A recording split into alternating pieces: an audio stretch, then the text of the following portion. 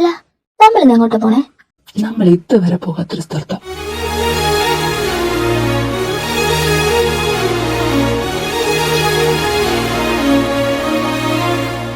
അതിലും ഭംഗിയായ വേറൊന്നുണ്ട് ഇവിടെ. ഞാൻ നോക്ക്. മോൻ always pray to the darkness.